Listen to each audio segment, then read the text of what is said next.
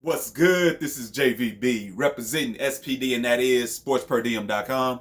All I have to say is that this Bears offense is one of the worst offenses I've ever seen in my life. And that's definitely not an overreaction. This Bears offense is straight up embarrassing. Nick Foles had how many passing yards? Like 105, 106? What the fuck is that? I know that some Mitch Trubisky fans out there, they're saying, look, I told you so. Nick Foles is trash. Mitch Trubisky is better than Nick Foles.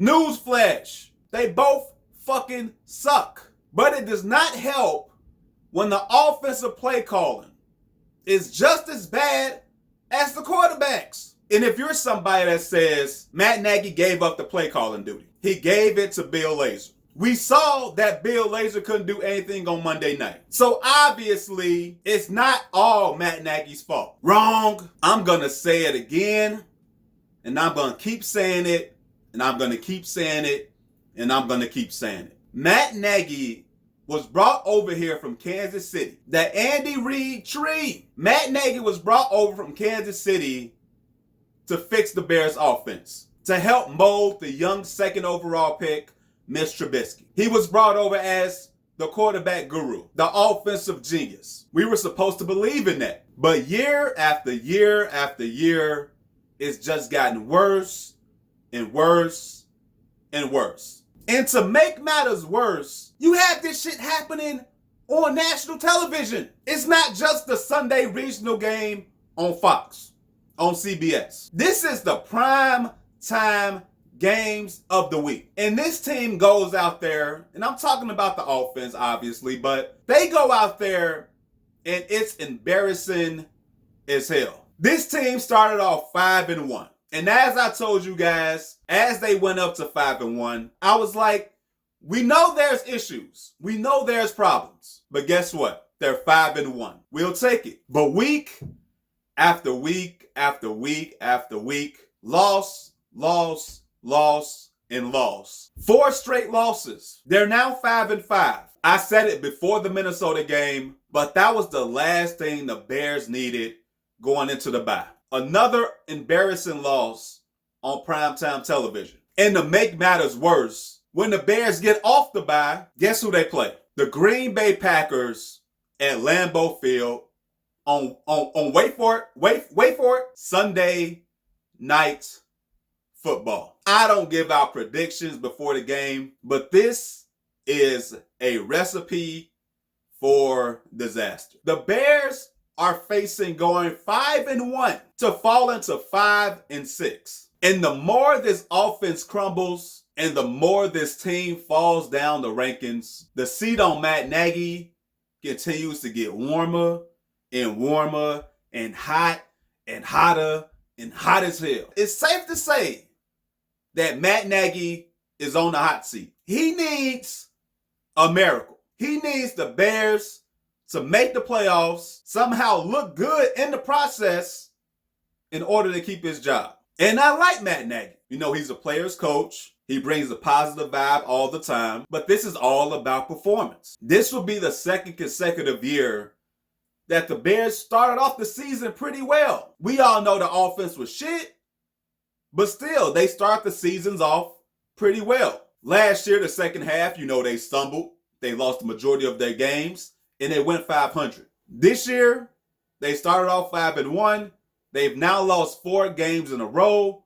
They're on the bye week coming up this week, and then they go to Green Bay. Who knows what's going to happen for the rest of the season? Hell, the way this team going, they might be 5-11. Nick Foles, Monday night, you know, you guys called it. But Nick Foles goes out there, he gets hurt. Gets carted off the field. They bring in David Foles. I know 9-year-olds with a stronger arm than David Foles. But let's say that Nick Foles did miss a few weeks. Mitch Trubisky's still out. David Foles is your quarterback. Even if the Bears went 6-10 to finish the season, that's still not going to give you a top pick to get one of those premier quarterbacks in the draft. You're not good enough to be a playoff team and go deep into the playoffs. And on the flip side, you're not bad enough to get high draft picks and have the opportunity to rebuild your franchise. You stuck in the middle. And I don't know who the Bears are going to bring in, because Ryan Pace is gone. He definitely gone. But whoever it is needs to be a shrewd, very smart football guy. It needs to be somebody that can take the number 14 overall pick, 15 overall pick, 16 overall pick, and turn it into gold. Because right now, we don't have that guy. Ryan Pace has made some great moves in the later rounds of the draft. But when it comes down to the first round picks, not so much. It is turning out that his best first round pick is Roquan Smith. Roquan Smith has been pretty damn good this season. He and Danny Trevathan in this last game against Minnesota, they did a pretty good job against Dalvin Cook. But you can't expect this defense to be Superman each and every week. It's impossible. And I know every team in the league, either the offense is better or the defense is better. But it's just so crazy how far the offense is compared to the defense. This offense needs to be blown the fuck up. I do want them to re-sign Allen Robinson. You got Darnell Mooney. You drafted Cole Kmet. You have a couple solid offensive linemen in Cody Whitehair and James Daniels. David Montgomery is a serviceable running back, but if you can find a replacement, you can go ahead and replace him. But everybody else, blow this shit up. And Nick Foles had 106 passing yards, damn near for the whole game. I've seen quarterbacks in the NFL,